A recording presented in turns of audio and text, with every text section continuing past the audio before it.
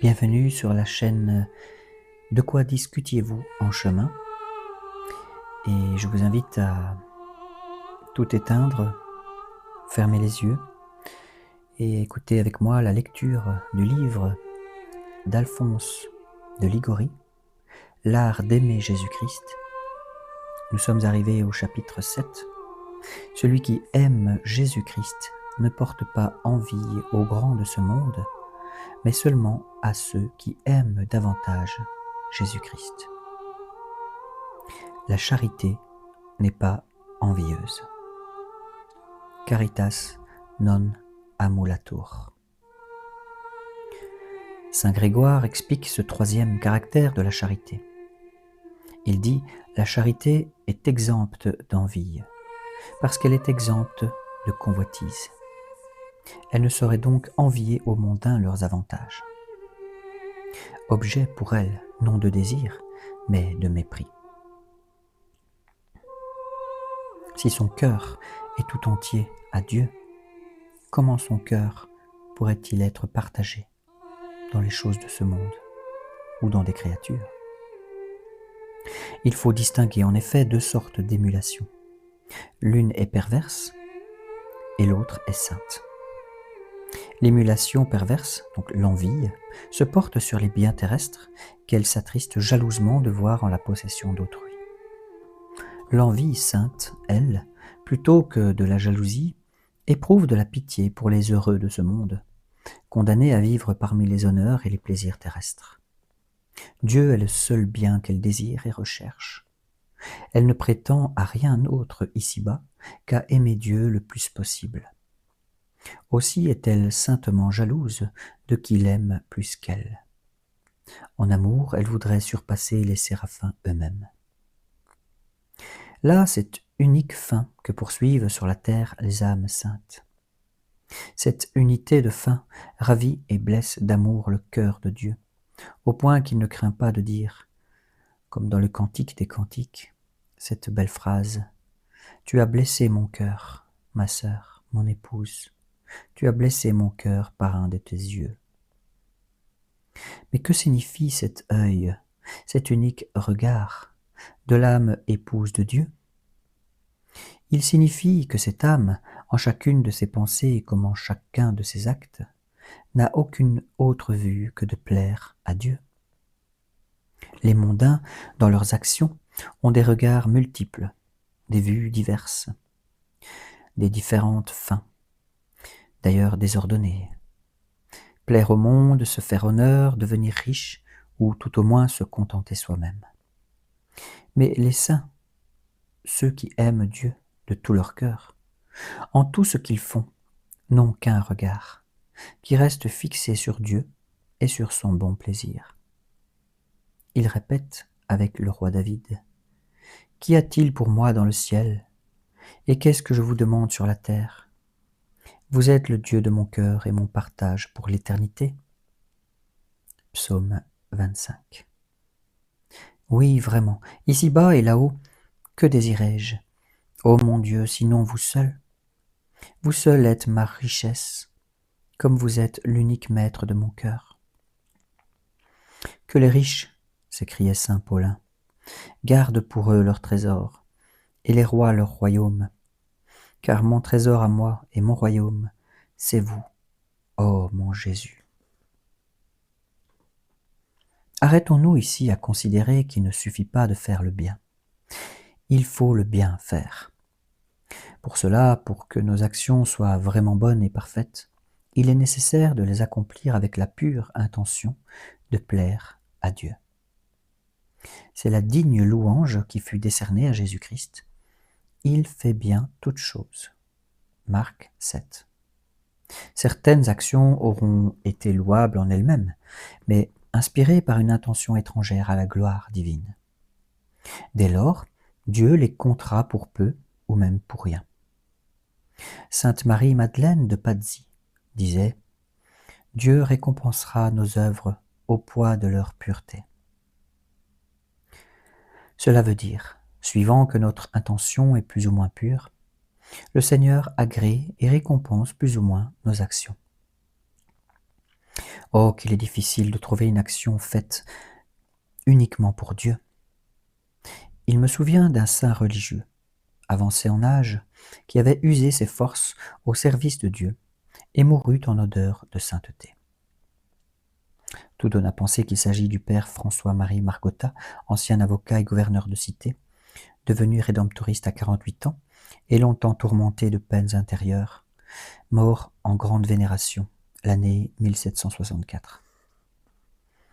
Or, un jour, jetant un regard sur sa vie, il me dit plein de tristesse et d'effroi: « Hélas, j'ai beau examiner toutes les actions de ma vie, je n'en trouve pas une accomplie uniquement pour Dieu. » Maudit amour-propre, qui nous fait perdre ou la totalité, ou la plus belle part du fruit de nos bonnes œuvres. Combien se dépense, s'exténue même, dans l'exercice des fonctions les plus saintes, de prédicateur, de confesseur, de missionnaire. Mince ou nul sera leur profit, s'ils regardent à autre chose qu'à Dieu seul. À la gloire devant le monde, à l'intérêt, à la vaine envie de paraître, ou simplement à la satisfaction d'une ardeur naturelle. Notre Seigneur nous dit: « Prenez garde à ne pas faire vos œuvres de justice, à ne pas faire le bien, devant les hommes pour être vus par eux. Autrement, vous n'auriez pas de récompense de votre Père qui est dans les cieux. » Matthieu 6. Qui se donne de la peine pour satisfaire son envie se trouve déjà tout payé. En vérité, nous dit Jésus, je vous le dis, ils ont reçu leur salaire. Mais quel salaire? Il se réduit à un peu de fumée ou à une éphémère satisfaction dont le rapide passage ne laisse rien dans l'âme qui lui soit profitable. Selon la parole du prophète Agée, qui fait partie des 12 petits prophètes de l'Ancien Testament, ceux qui travaillent pour autre chose que pour plaire à Dieu jettent leur gain dans un sac percé. Quand ils vont pour l'ouvrir, ils n'y trouvent plus rien. Prophète Agée, chapitre 1. Conséquence naturelle. Si la peine qu'ils se donnent n'amène pas les résultats attendus, ils s'en héritent grandement. Preuve manifeste qu'ils n'ont pas eu en vue la seule gloire de Dieu. Qui entreprend une œuvre pour la seule gloire de Dieu ne se trouble pas pour un échec qui survient. Pourquoi? Parce que le but est atteint, qui était de plaire à Dieu. Pour cela, il suffit de travailler avec droite intention. Voici à quel signe on reconnaît si, dans les œuvres de zèle, on agit pour Dieu seul ou pas. Premier point, ne pas se troubler quand on n'obtient pas le succès. Dieu ne le veut pas, on ne veut pas non plus. Deuxième point, se réjouir du bien accompli par les autres autant que si on l'avait fait soi-même. Troisième point, n'avoir de préférence pour aucun emploi, mais accepter volontiers celui qu'assigne l'obéissance. Quatrième point, après son travail, ne rechercher ni remerciement, ni compliment. Aussi, vienne la critique ou le blâme, on ne s'en afflige pas, content toujours et uniquement du contentement de Dieu. S'il arrive au contraire qu'on reçoive quelques louanges du monde, on n'en tire pas vanité. À la vaine gloire qui se présente et sollicite le cœur, on répond avec le bienheureux Jean d'Avila: « Va-t'en, tu arrives trop tard, j'ai déjà donné tout mon travail à Dieu. » C'est là entrer dans la joie du Seigneur, c'est-à-dire jouir de la joie de Dieu, selon la promesse faite aux serviteurs fidèles. « Courage, dit Jésus, bon et fidèle serviteur, parce que tu as été fidèle en de petites choses. Entre dans la joie de ton Maître. » Matthieu 25. En vérité, dit saint Jean Chrysostome, si ce bonheur nous est donné d'accomplir une chose qui plaît à Dieu, que nous faut-il de plus? Quelle autre récompense? Il dit cela dans son traité de la componction. Il n'est pas de plus haute récompense, pas de plus heureuse fortune à laquelle puisse atteindre une créature que celle-là, c'est contenter son Créateur. Et je reprends la citation de Saint Jean Chrysostome. Faut-il que tu aies le cœur si étroit? Quoi? Voilà une action à faire qui plaît à Dieu, si tu restes là, délibérant sur ta récompense. Tu as le bonheur de faire une chose qui plaît à Dieu, et tu mendies une autre récompense? Ah, vraiment, tu ne sais pas quel grand bien c'est que de plaire à Dieu. Si tu le savais, tu ne penserais pas qu'il puisse exister une autre récompense égale à celle-là. Fin de citation. Et c'est bien là aussi ce que notre Seigneur entend obtenir de l'âme aimante. Il dit « Place-moi comme un sceau sur ton cœur, comme un sceau sur ton bras. » Cantique 8. Oui, il veut être le signe d'amour placé par elle sur son cœur et sur son bras. Sur son cœur, afin que ce qu'elle médite de faire, elle ait l'intention de l'entreprendre pour le seul amour de Dieu. Et sur son bras, afin que dans l'exécution, elle n'agisse que pour contenter Dieu. Si bien que Dieu soit toujours l'unique but de tout, dans la pensée et dans l'action.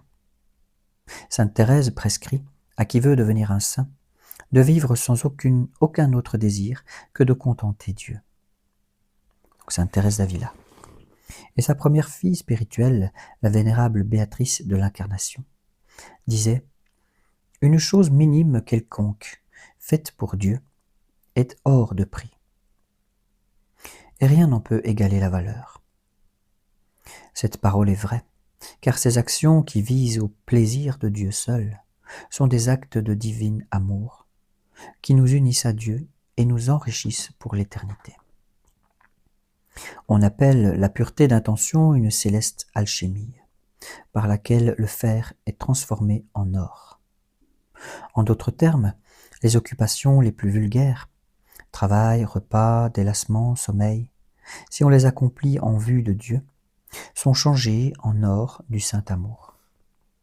En conséquence, sainte Marie-Madeleine de Pazzi tenait pour certain que qui agit en tout avec pureté d'intention va droit au ciel sans passer par le purgatoire. De même que l'archer, avant de décocher sa flèche, prend le temps de viser pour tirer juste. Ainsi, avant de commencer une action, prenons la visée sur Dieu pour réussir à lui plaire en cette action. Ainsi devons-nous faire, et même au cours de l'action commencée, il est bon de renouveler de temps en temps notre intention de faire plaisir à Dieu seul. Ceux qui, en tout ce qui les concerne, envisagent la seule volonté de Dieu, jouissent de la sainte liberté de l'esprit, apanage des enfants de Dieu. Et dès lors, affranchis de l'amour-propre et du respect humain, ils se portent à tout ce qui est plaisir de Jésus-Christ, malgré toutes les répugnances naturelles. Les amis de Jésus-Christ sont mis, par leur amour même, dans une totale indifférence qui ne leur permet plus de distinguer entre le doux et l'amer. Ils ne veulent rien de ce qui leur plaît. Et tout ce qui plaît à Dieu, ils le veulent. Occupations grandes ou des plus humbles, agréables ou déplaisantes, à toutes, ils se donnent avec une égale sérénité. Qu'elle plaise à Dieu, pour eux, tout est là. Beaucoup, au contraire, veulent servir Dieu, mais dans un tel emploi, en tel endroit, en telle compagnie, dans telle circonstance. Sinon, ou ils se dérobent, ou ils exécutent de mauvaises grâces. Ceux-là ne possèdent pas la liberté de l'esprit. Ils restent en l'esclavage de l'amour-propre. Et par là, même en ce qu'ils font, leur mérite est médiocre. Ils traînent, d'ailleurs, une vie inquiète, car le joug de Jésus-Christ leur devient pesant. Les vrais amis de Jésus-Christ n'aiment à faire que ce qui plaît à Jésus-Christ. Et parce que cela plaît à Jésus-Christ, quand le veut Jésus-Christ, où il le veut, et en la manière qu'il le veut. Soit que Jésus-Christ les veuille employer dans une carrière honorée du monde, soit qu'il les relègue dans l'oubli et l'obscurité. Voilà ce qu'exige l'amour de Jésus-Christ, son pur amour. Et c'est cet amour-là que nous devons laborieusement conquérir, en luttant contre les convoitises de l'amour-propre, lequel rêve pour nous d'œuvres grandioses, honorables et conformes à nos penchants. Il faut même nous trouver détachés de tous les exercices de spiritualité, quand le maître veut nous appliquer à d'autres occupations de son choix. Un jour, le père Alvarez, surchargé de besogne, avait hâte de s'en débarrasser pour vaquer à l'oraison, car hors de là, il lui semblait n'être pas avec Dieu. Or, notre Seigneur daigna lui dire : « Si je ne te garde pas auprès de moi, il doit te suffire que je me serve de toi. » Avis à ces personnes qui parfois se troublent lorsque l'obéissance ou la charité les oblige à omettre leur dévotion coutumière. Qu'elles le sachent bien, cette inquiétude n'a pas Dieu pour auteur, mais le démon ou l'amour-propre. Plaire à Dieu, dut-on en mourir ? C'est la maxime fondamentale des saints. Prions. Dieu éternel, ô mon Dieu, je vous offre tout mon cœur. Mais hélas, quel cœur j'ose vous offrir ? Un cœur créé exprès pour vous aimer, certes, mais qui trop souvent s'est livré à la révolte contre vous. C'est vrai, ô mon Jésus, il fut un temps où ce cœur vous fut rebelle, mais regardez-le en ce moment. Voyez sa douleur et ses regrets pour les déplaisirs qu'il vous a causés. Vous avoir méprisé, vous, mon Rédempteur, je m'en repens. Vous obéir et vous aimer à tout prix, voilà ma résolution, ma volonté. Daignez m'attirer tout entier à votre amour. Je vous en supplie, par cet amour que vous aviez au cœur en mourant pour moi sur la croix. Je vous aime, ô mon Jésus, je vous aime de toute mon âme, je vous aime plus que moi-même, ô le vrai, ô l'unique ami de mon âme. Qui donc, en dehors de vous, est allé par amour pour moi jusqu'au sacrifice de sa vie ? Je ne peux penser à mon ingratitude envers vous sans en pleurer. Infortuné, par ma faute, j'étais déjà perdu. Par votre grâce, j'en ai la douce confiance, vous m'avez rappelé à la vie, ma vraie vie, ce sera de vous aimer toujours, ô mon bien suprême. Oui, ô amour infini, donnez-moi de vous aimer, et je n'aurai plus rien à vous demander. Ô Marie, ma mère, daignez m'agréer à votre service, pour me faire agréer par Jésus, votre Fils.